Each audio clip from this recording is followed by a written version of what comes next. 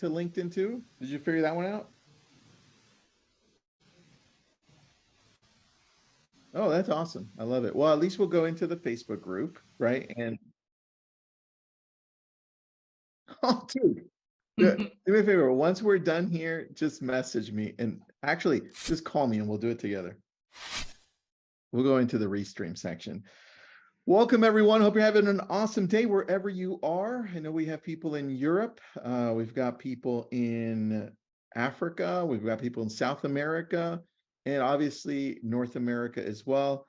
Let us know what city and state you're from, what country you're from. I know we've got a whole bunch of followers in Portugal. So if you're from there, hello. Today we've got a treat for you. This is brought to you by Real Geeks, and we thought we'd do a mastermind session with some amazing real estate agents, realtors, brokers.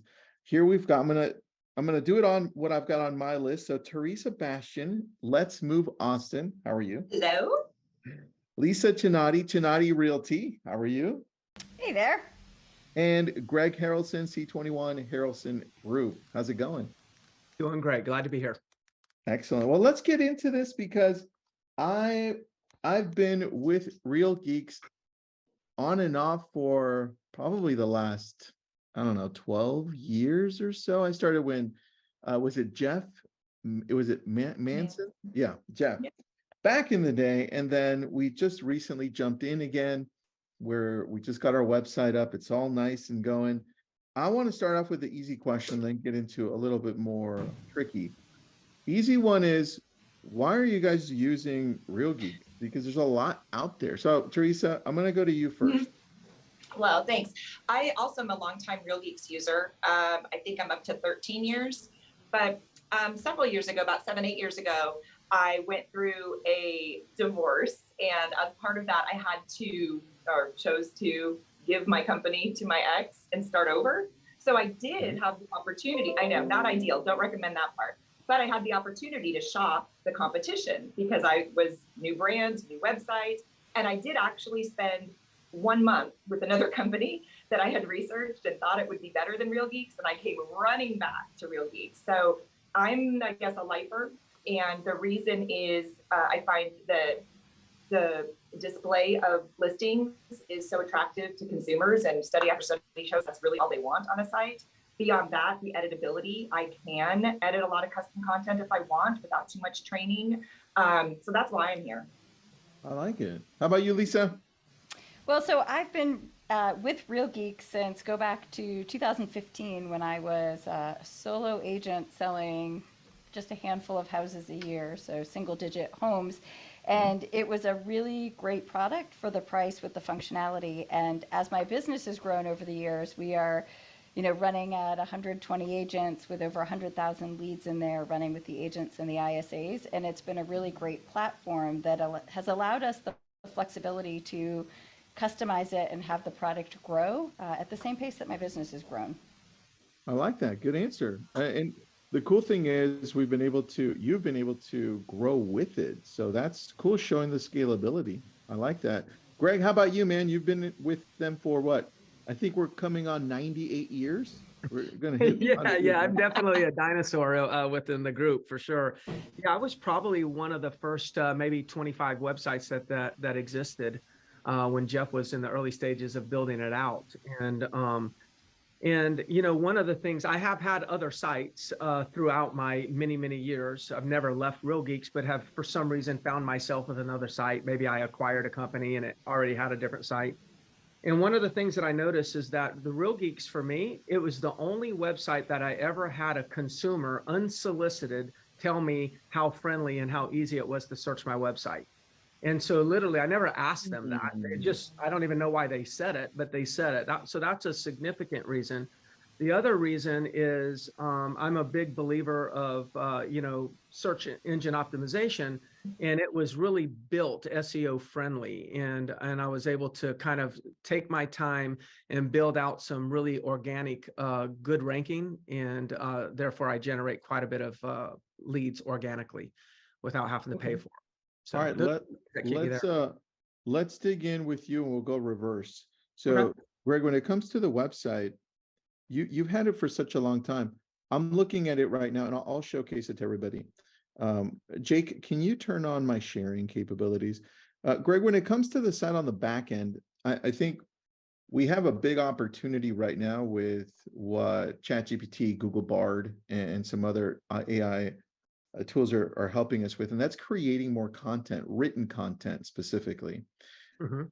How have you, over the years before AI, been able to grow the SEO, grow the content blogs inside of your website so that people find it more organically? What have been the secrets? And is this the main site that I'm looking at? Is this your Real Geeks one? That's what I Yeah. thought. What have been the That's my, secrets? I have And around 10 Real Geeks is this websites because the I'm in main different site that I'm markets looking at? and Is whatnot. this So, your Real Geeks one? but That's what that I is thought. the original site that I built years and years ago. Websites because I'm in different markets. and Cool. All right. and So whatnot. So, what's the secret? Because I see Myrtle Beach condos if we go to the sale. homepage, go to the, click on the, that'll be fine. So I think one of the first things is scroll down a little bit more, that popular residential communities. Right So here. what I did is I built, what really worked well is instead of going after the sexy, exciting Myrtle Beach real estate keywords, which are very competitive, I built the site where I went after long tail terms like Arrowhead homes for sale. So, I probably have 1,000 residential communities where in addition, probably around 1,000 buildings that I built out individual communities or pages to feature those communities or their buildings going after a long tail term. So what ends up happening is I get ranked in the top 1, 2, or 3, mainly above Zillow and everyone else for those long tail terms. So I may only get 1 click a day or 1 click every week. But when you do that for 2,000 pages, that adds up to be quite a bit. And so I built it like that. So those are like examples of the terms that I was going after. All right, that makes sense, man. That also takes a lot of work. So sure. Yeah. Very good. All right, Lisa, when you're looking at your site, how have you been able to scale it with your team? Because you started as a single agent 2015. Now you've got a brokerage of over 100 agents. How has that been? Do you put every single agent with their own site? Do you have them go out and write about certain areas? Take me through that. So the website itself, we're not actually totally having the agents work on. But we use the CRM, so the backside of Real Geeks heavily. Every agent has an account there. One of the things that we do is, so we kind of function as a teamerage, so that hybrid kind of developing in the industry that mixes the best of being at a team, very traditional to what would exist at, say, a Keller Williams or an EXP type model, and then blending it with the best of what agents get at traditional brokerages with hybrids on commission splits and that kind of stuff. But where our benefit really comes from is the team side of the teamerage. And we're very, very heavy with lead gen, leveraging pay-per-click in particular, both on the buy side and the sell side. And the Real Geeks website itself, kind of like Greg alluded to or straight up said earlier, consumers just want to be able to easily search for homes that are for sale in their local marketplaces. Yeah. And so we're able to leverage the Real Geeks website portion of things, combined with pay-per-click advertising and some social media advertising, which drives back to our IDX to generate enough leads to support the entire teamerage or brokerage or team, depending on which avenue you want to take with this, of 100 plus agents. And we're able to leverage, not just the lead gen, but really transaction management and making sure that we are following the lifetime journey of that consumer from the time that they inbound in their early days of that IDX site all the way up until they drop out the bottom of the funnel as a nice, toasty, warm client who's ready to transact with us. I like that. Nice, toasty, warm client. That's so good. I love that. All right, Theresa, I've got your site up. I skipped Lisa, but I've got your site up. And along the same lines as what everyone else is saying, consumer just wants to see homes. Yep. So we kept it pretty simple. I love this. This is so easy. Look, everyone, not you, Theresa, obviously, okay? Everyone else. I can look again. Austin, Austin, Austin. But you've broken it down. It's like you made it easy for me, and you have a nice picture, knowing that people just want to see homes. So along the same lines of what Greg is talking about, it's like you've just built it out, right? So tell me, when it comes to you showcasing homes and areas, what was your reasoning behind this? Because I love this when I was looking about this earlier. Just Well, it goes hand in hand with our pay-per-click strategy. So we advertise in certain areas. So we wanted to make, those are the areas that are going to bring the most traffic to the site. So we wanted to make the site kind of match where those prospective homeowners clicked on to get there. got it. PPC, Facebook ads. What are you doing? Are you running your own? Are you going through Real Geeks? What does this look like? I have a manager for pay-per-click. We do some social media. Most of our social media is organic or, driven from groups I participate in or I've started. At this point in time, I'm not paying for much social media, but yeah, we do pay-per-click on Google and Bing. All right, good, good. I like that. Right now, where is most of your business coming from when it comes to real estate? Because I also saw that you do property management, but for real estate, is it referrals, online leads, mailers? What does it look like? We're heavily referral based. The pay-per-click and online leads is actually a smaller part of our business, but we think it's important to continue to bring new people into the funnel with that method. But we're lucky to have such a strong referral based business. I like that. Yeah, and it's the same for us. We do both. Number one for us are referrals, Sphere, past clients, other agents, and then online leads, right? And that's a mix. I like that. Lisa, how about you? What are we looking at where most of your business transactions are coming from? For us, when I started kind of my journey really building the business, and even straight up to today, it is heavily, heavily based on online leads from just about every online lead source that you could think of.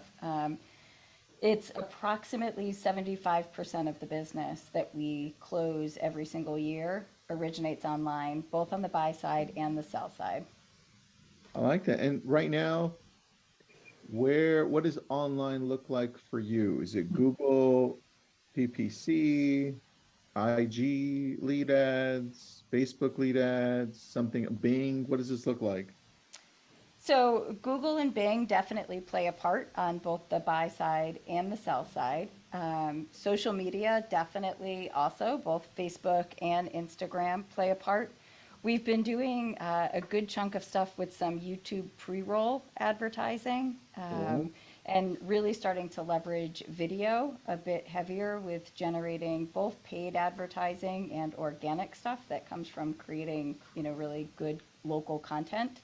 And then, of course, there's the ones that, that exist within the industry. Places like Zillow and Realtor.com are also, a part of our strategy. And Real Geeks does play a part in helping us nurture those clients from, being in the funnel to popping out as, clients at the end. The IDX is an important aspect of creating the engagement with the consumer. Awesome. And then, so I don't leave you out, Lisa, here is your site as well. And somebody asked me, it's like, what about Lisa? I'm like, chill out, relax. We're getting to it. Mine okay? doesn't look as impressive. I actually was taking pictures of both of the other two, and I like your map. I like your map search. I was going to say, I'm learning from all three. Look, everyone, I'm taking notes. So if you're not taking notes, I have no idea what the hell you're on. So take some notes, pay attention. I'm learning from all three of you. It's like, I really like this right in the middle. It's like, I didn't think about this before. The map section. Like, and when I was looking at Greg's, I'm like, the first thing I thought of, and let me stop sharing really big. I was like, I don't know if I could ever catch up to Greg ever. So that's the first thing I thought, Greg, by the way. Okay. It was terrible. Don't move to the next market. Oh, I was like, no way. And Theresa, I was thinking on yours, I'm like, yours looks so smooth. It's like just the squares, it broke down the areas. I'm thinking in my area, I'm like, I could totally break down the Conejo Valley, Ventura County, Malibu this way. It's so easy. So well, you know what was also really cool about Teresa's is you scrolled by it super fast, but there was the section where it was like talking about, I think it was like homes with pools, and there were some lifestyle things on there. And Yeah. one of the things that I'm learning of late that's really back is notable sales get really great engagement. And you've actually found a way, Theresa, to leverage it on your right there, homes with a pool, homes with acreage. Like those things get really high engagement across social media. I'm not sure where they're going to fall on pay-per-click with Google and Bing, but we know whenever we run ads to landing pages built around those things that the cost per click is super low. And with the right call to action, the consumer intent is actually really high. So And Ooh. I love that. That's exactly what we're doing. Those correspond to our pay-per-click Spot Theresa, on. ads. Yeah. Theresa so you have an in-house person running this? No. No. I hire someone. Okay, got it. Perfect. So look, if you're paying attention on this right now, this is actually a great idea that you can go to Real Geeks if Real Geeks runs your PPC. I know I've got my person on this, Trenton. So he's paying attention right now. And he's like, that's a really good idea. So thank you for calling that one out, Lisa. Thank you for doing that, Theresa. Now going to you, Greg, where does most of your business come from? Because at this point, you're like the OG here, man. Everyone knows you. And it's like, I respect you. We all respect you. And I want to know where the hell your business is coming from so I can copy you. Yeah. Yeah, so we're still about maybe 52% of our business is listing side and around 48% is buyer side. So we're right at that 50-50. And I like that. I like that mix. So out of the buyer side, I would say probably 60% of that is some sort of online lead generation. And like Lisa was saying, it's kind of everything that you can imagine. Whether it's a PPC or a Zillow or a Fast Expert, you name it, any kind of the referral companies out there. If there's somebody out there that'll give leads, and especially give leads where it's paid by performance, then I'm going to test them out and see what the what our conversion can be. And then on the listing side, which still represents still 50% of our business, that's probably 80% of that is outbound, lead generation, the old school calling expires, FSBOs, circle prospecting, et cetera. And then the rest of it is through some online seller lead generation. So we're really starting to kind of crack the code on that. And it's not necessarily the generation of the lead, it's the converting of the lead that we got to crack the code on, because the agents just don't understand the high quality of a lead source that those online leads are. They do not get it, but our analytics show it's a high quality. As a matter of fact, I believe it's the third highest quality. I believe it's expireds for sellers, expireds, FSBOs, and online seller leads. It's just the difference is the online seller leads, those sellers, they have the best scripts that convince the agent that they're no good. Their scripts are, I didn't do that. I didn't sign up for anything. So a FSBO, their script is, I'm just going to try to sell it on my own. Well, every script book has a script rebutting that objection, but the script books haven't been updated to rebut all the new objections that we get off of seller lead generation. And so we got an uneducated industry on that lead source. But I'm telling you, the analytics it's an incredible lead source. I love that. I mean, since I've got you on, what's the objection? What's the objection handler to, oh, I didn't click on that. Oh, that wasn't me. Right. Well, the best objection handler for that is not to get that objection handler. So anybody that's getting that objection handler, they're saying, hey, Tristan, I noticed that you actually were inquiring about information to sell your home. That's their script. So that's naturally going to put people on the defense, and they're going to say, no, I didn't do that. So you just don't approach them that way. Yeah, there is no rebuttal for that. The best thing to do is do not open up the conversation that's going to create that conversation. That's that's the difference. It's a good one, man. All right. Then when you've got all of these leads from all these different sources in your system, and I'm going to ask all of you this question because this is the value driven information, right? This is how we convert. But Greg, with all of these leads that you've got on their big database, people coming through all the time, I think at this point, for those listening in, we we long-term real estate agents, realtors, brokers, we know that the key is in the nurturing of these leads. This is where we find out whether or not they turn into something, they refer to something. How do you do it, Greg? How do you nurture somebody who comes in as a Google PPC? Let's just say Google PPC, like 2 years, 3 years. What are the systems? How do you drive this value? Because I find that's where the agents drop the ball. Yeah, and you're right. I think your statement on that is right. So number one, we got to segment our list properly. So an example. I'll give one easy segmentation is if it's a person that's going to be looking at buyers. I mean, they're looking to buy. It's a buyer lead and versus a seller lead. Then every buyer lead once a week is going to get. It's going to be on Tuesday. They're going to get an email that's going to be the top 10 new listings to hit the market. And that'll be for the buyer. Okay. And that single email that we send, which is we send it out of Real Geeks, and it's plain Jane, top 10 listings to hit the market this week. And then it's got the URLs for 10 different new listings. Okay. And then it also has a link to drive them to a page that has new listings. That single email right there gets the most click-throughs and engagement of anything I ever send. So that tells me that's being well received. By the way, all of us are getting that same email from Zillow. It just says top 10 new listings for 29579 zip code. So I'm just taking something that they spent $1 million figuring out and copied it.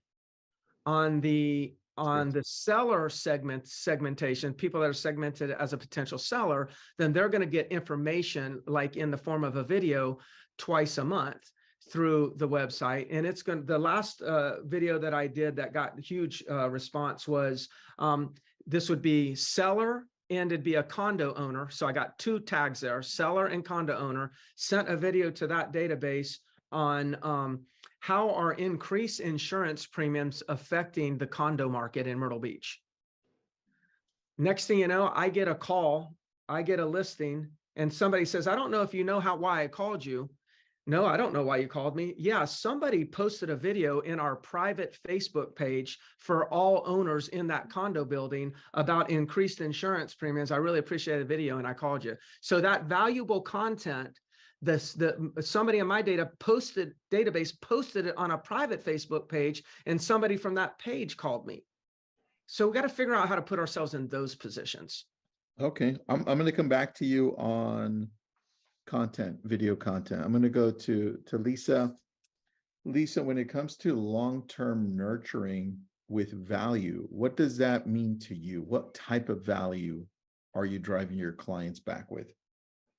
Well, can I share a story first? Oh, hell yeah. This will tie in like so hardcore. So I've been like, to go to Greg's point, I've been living in listing lead generation online today because I actually agree with Greg that online seller leads are some of the highest intent, highest value seller leads that exist, right? And I left production and I stopped selling homes personally in about 2018, but I still generate leads heavily online. And I was running a thing in my Real Geeks database the other day and found that I have 24,000 seller leads that I generated between May of 2015 and December of 2022. And has everybody seen like ChatGPT's new coding feature where you can like upload spreadsheets and ask it to run all sorts of analysis on it? It's bananas. Like, I'm not the smartest person in this webinar by a long stretch, but like was able to geek out hardcore super fast. So I took that list and I popped it in and I said, tell me the zip codes where I've got like this highest concentration of seller leads. And I picked one zip code where I had 606 seller leads. I then went to our MLS and pulled every closed transaction from January 1, 2016 through that day when I completed this last week.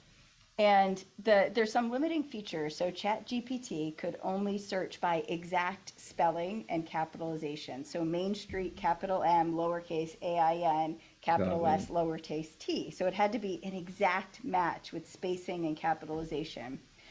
Out of 606 leads, we found that 89 had already sold, Yep. right? Suck on that. Wow. 89 out of 606 had already sold.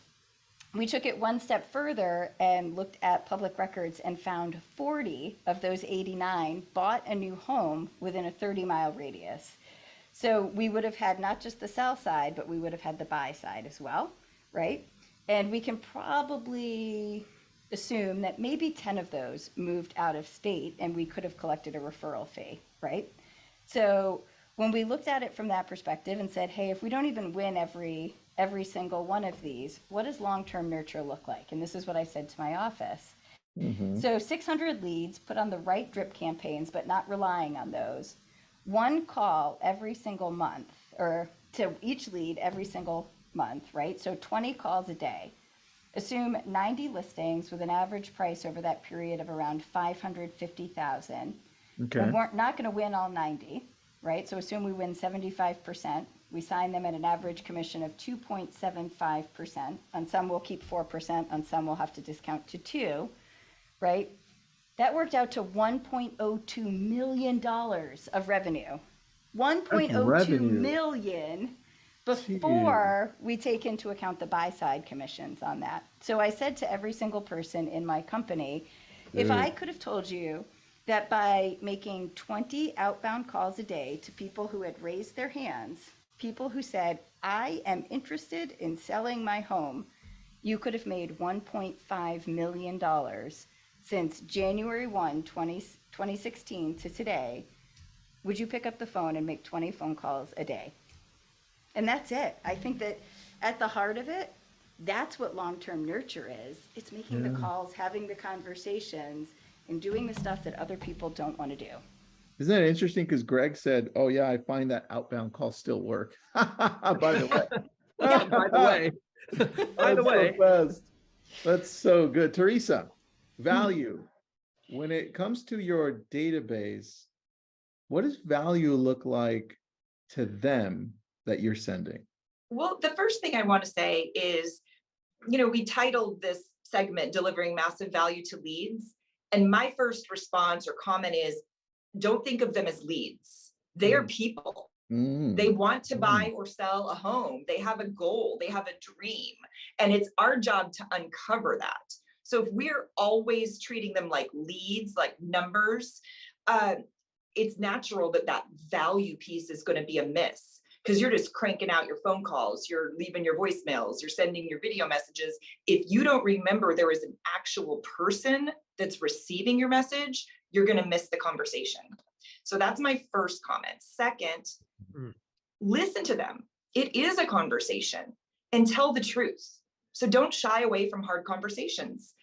I think that the one mistake we can make with especially internet leads, pay-per-click leads, stranger leads, is you have a conversation, you think this is a buyer.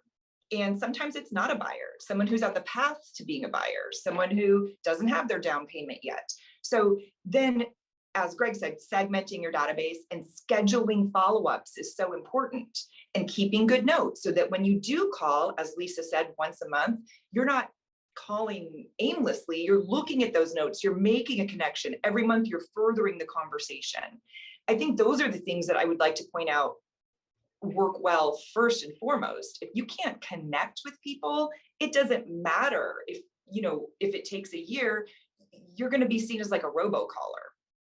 That's so true. And then the other thing in general is anticipate your ideal prospect's needs. So my Real Geeks leads come from pay-per-click. I know what neighborhoods I'm advertising in. I know what price points. I know homes with pools, homes with acreage. So I have kind of a client avatar in mind, and I'm able to anticipate their needs. Someone buying a home on acreage has a different need to know on the early stages than someone buying a home with a pool. If I can get in and I know what ad they clicked on to get to me, if I can offer a conversation with detailed information, all of a sudden I'm talking about septic systems to the guy with acreage. I'm talking about, pool installers to the, person that clicked on a home with a pool. It creates a commonality really early in the conversation. It allows you to bond faster. Yeah, that's very true. I love that you started with, you've got to change the idea of who you're talking to, because a lot of these people are are people that have a dream. It's like they want a home, they want something, an upgrade, downgrade. They're going through a life experience. I love that. Yeah. It's so it's so basic, but we completely forget it. So Yeah, we great. got to remember to humanize it. Yeah, that's what I heard. And I took notes on that. That was a good one. Yeah. Look, Theresa, I'm guilty of that. I'll tell you right now. Yeah. I Well, I get mean, so many online leads. I At know. some point, some days, I'm like, I just want to get to it. But Mhm. that's such a good reminder. Thank you. Of course. And I think for newer agents or agents that are kind of new to having a large database or any database of leads to follow up with, scheduling time for follow-ups is really important, because you would never miss a home inspection for one of your buyers. You would never miss a showing. You would never miss an open house. That time in your schedule that you call your leads, you do those nurture calls, you spend the time to think, oh yeah, what did I say to this person last time? What's new in the thing they're searching for that I could bring to this conversation? You need to build time in your schedule for that just as much as you will your existing client work.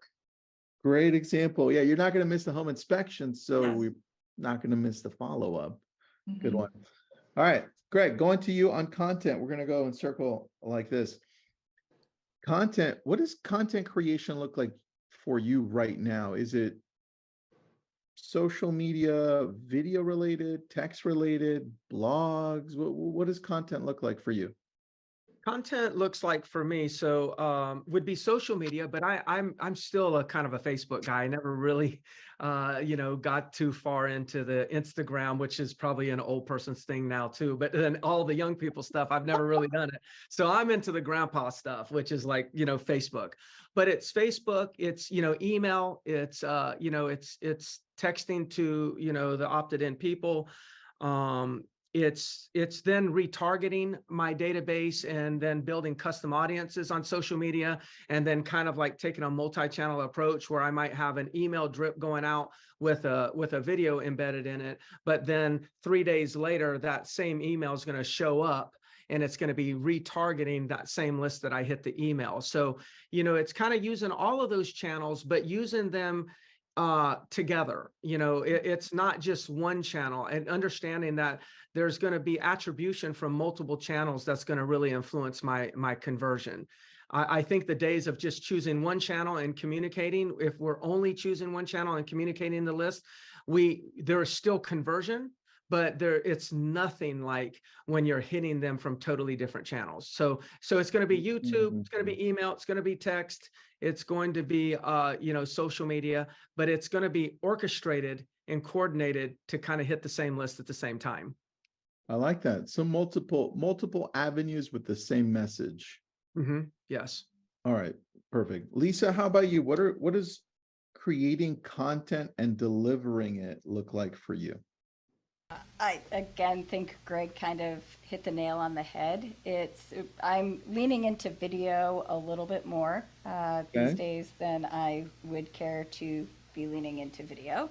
But understand the importance of it to the consumer. And I think, like Greg said, it's being able to leverage that video through multiple channels, and leverage multiple channels in different ways as well, right? But taking our emails and embedding some of the video content into emails, leveraging it on YouTube and on Instagram and Facebook. I too am too old for that TikTok craze and Threads. I don't even know what it is. They told me I had to have an account, so I do, and I instantly checked out as soon as I checked in. But across the board, I think one of the things that I am becoming passionate about again is email in particular. I think for a while we got the rap of saying that email was dead. But I think understanding that there are still a segment of consumers that like to interact via email. And if you're using your lists and not abusing your lists and managing them the right way with valuable content, we can manage open rates of 60 to 85% given the topic and the content that we're putting out there.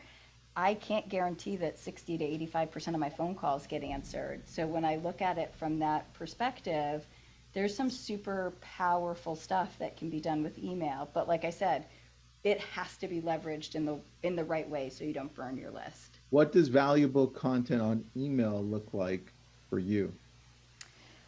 So for us in a, in a low inventory market right now, some of our highest open rates are ones where we're talking about the listings that we've signed and asking for opt-ins if they'd like additional information once the listing is ready to go on market. We're finding really great engagement with video content around community-based stuff, right? The stuff that consumers want to know about that's relevant to them. Kind of like Theresa said, making sure that we understand that they're humans and that we're not just always selling them, right? But that we understand where they are in their home buying or selling journey and how we support them as humans through that. I like that. So community-based stuff that speaks to where they want to live, and then grabbing a little bit of what Greg said earlier, also kind of what's trending that's affecting them with insurance. I thought that was key as well. I'm like, ooh, that's a good point, man. I like that. So Theresa, what about you when it comes to content creation? What does that look like for you, and how are you delivering that? We do a lot. I'm going to say agree with everything that's been said. I'll try to add something new. We do a monthly newsletter that is email, and we have about a 60% open rate on that. So we are not changing anything. We're pretty pleased with that. And it's a mix of something personal about one of our agents, listings, community things, something charitable, and we kind of switch up the sections, but that's been really popular. Another thing we did recently is we've created a social media content team in our brokerage to expand the opportunities agents have to, be the voice of the company. So it's not just, in the past it was heavy on just me making videos. And so we have a topic for the month, and then we invite agents to sign up for which one of the topics they're going to produce. And then we have a staff person kind of zhushes it up and makes it more interesting. So the agent contributes the raw content. For example, last month we did real estate fact versus myth. And each agent only had to do a short video, but it was a great way to roll that out. And I think that's going to continue to be powerful. And then another content thing that we do in-person content. So we offer seminars throughout the year for investors. We have an online Facebook group for investors. We do some in-person, and again, segmenting your list. If you don't segment your list, you don't have investors to pull out.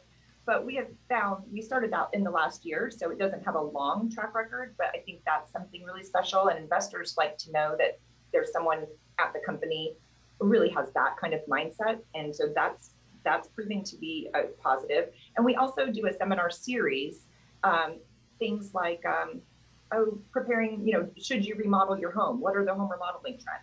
And then we'll have speakers that are, home stagers, contractors, that sort of thing. We did one on your outdoor spaces, improving, the enjoyment of your home. So we had a pool builder and a landscape architect. So those are ways to get people, really in the room and in front of our trusted vendors and work their list too. Do you do that quarterly, and do you do that in person? In person. We had a little technical issue trying to stream to Facebook. So the next time we do the series, we're going to master the technical part. But I think it's going to be twice a year, not quarterly. Quarterly would be too much. Got it. 2 times a year. I like that. I like that a lot. So tell me, when you're having the agents on the team create content, what is that? Do you have them do it once a week, once a month, and where do you place that? We for the social media content team, that is a list of topics. They sign up for which one they want. They produce the content, and it basically goes out over the course of a month, and it'll go to Instagram, Facebook, whichever one of those they call the one that goes away and the one that stays. So. And then they can I like that. It's Be Real and Snapchat. I'm a little not quite. I'm with Greg. Like I got Facebook. I'm open to the rest, but fortunately we have a staff person who's really committed to staying on top of those things for us. I like that. All right. So then last question. So if you've got questions, everyone inside of the group or groups or in the webinar, get those ready. I'm going to go through and cycle through. This is my personal question to you guys, because I'm always learning. I love doing these, by the way. I'm always learning from everyone. Theresa, I'm going to start with you since I ended here. What has been the higher that has changed your business Oh, drastically? Just over the last few years, whatever that Yep. looks, what comes to mind? It would be our operations manager. Valerie is a experienced realtor who retired from working with buyers and sellers. And we had met years before doing volunteer work for the Board of Realtors. So I knew her like in a network, but not as a friend. And when I saw she was looking for her next kind of part-time thing, I reached out immediately. And that has been the best thing for our company. She has the experience of a realtor, but not the desire to go back into active client work. And she is a really stabilizing force for us. Ooh, I like that word, Mhm. stabilizing Yeah. force. I like that. All right, Lisa, how about you? What has been your key hire? Well, I'll say it's actually not necessarily one hire and not necessarily a hire, but last year we rolled out EOS into the company, so the entrepreneurial operating system.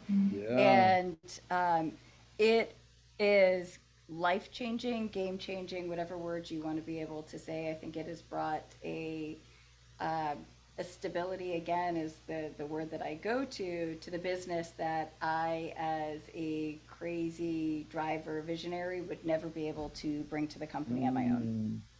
I like that.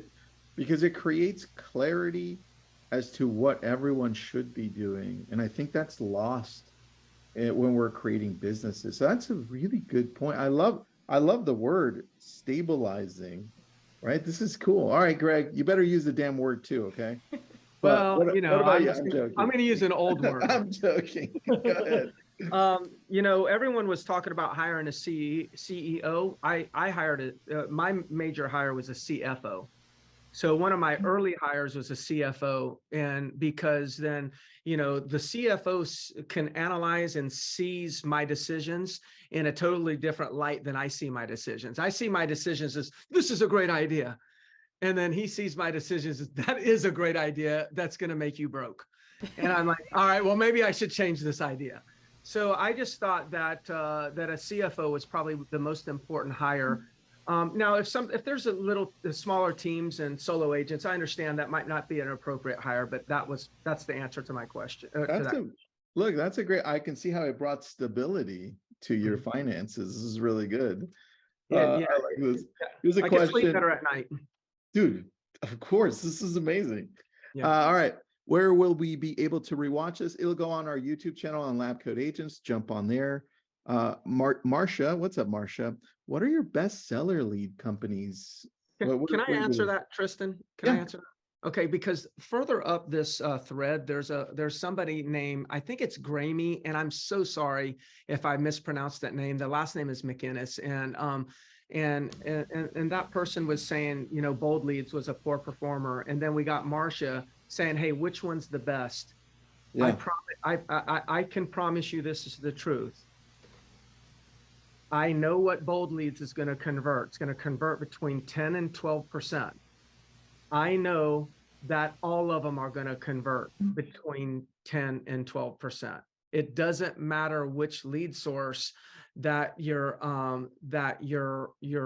talking about. You're getting these seller leads. If I generate the seller leads, which I generate most of my seller leads through the home value widget inside of Real Geeks, that one's going to convert at 10%. So I'm going to give you another stat. It'll be 10% within 10 months, and the average conversion will happen in 2.5 months. They'll list on average within 2.5 months. It'll be a 10% conversion, and that's after extensive audits of multiple programs that I've done. So it won't really matter. All that really matters, it's the same people raising their hand. What's going to matter is what we do after the hand is raised. That's it. That's what's going to determine the conversion. What we do, our actions. I like that. Teresa, what do you think? Any answers to that one? Seller leads, if you do those? Yeah, I currently use HomeBot in conjunction with a kind of a neighborhood farm. So it's a multi-layered approach. And I also retarget names from that farm into social media ads, and it's the neighborhood I live in. So there's layers and layers of value into this one neighborhood. So I've never really done a massive seller lead campaign outside of my territory. So I'm going to defer to Greg's stats on that. Got it. All right. How about you, Lisa? I'm with Greg. Like I said, the stats show it, right? If I look at just the ones that were direct address matches, 89 out of 606 is right around 15%, and I'm going to guess that there's maybe another 10% in there where the spelling was off, the space was off, the capitalization was slightly different. The stats are the same no matter what. It's just a function of how well do we as agents show up and work them and willing to do the work. I like it. It's what you do after that 100%. matters.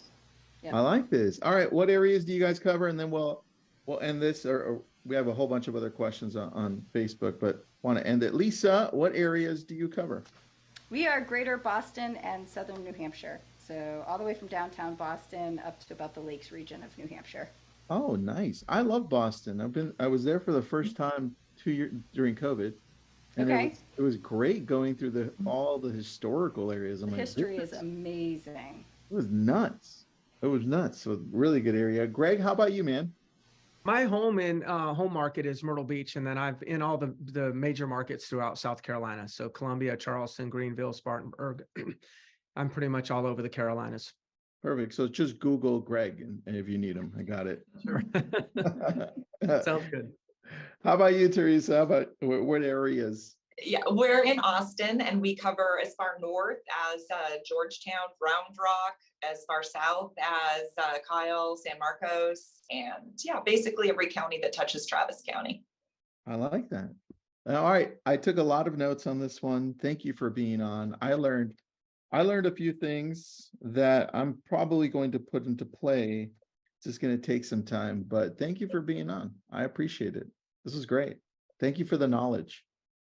Thank you. And obviously, thanks to Real Geeks as well for putting this together for us. So thanks, everybody. All right, Have an awesome day. Good day. Bye, guys.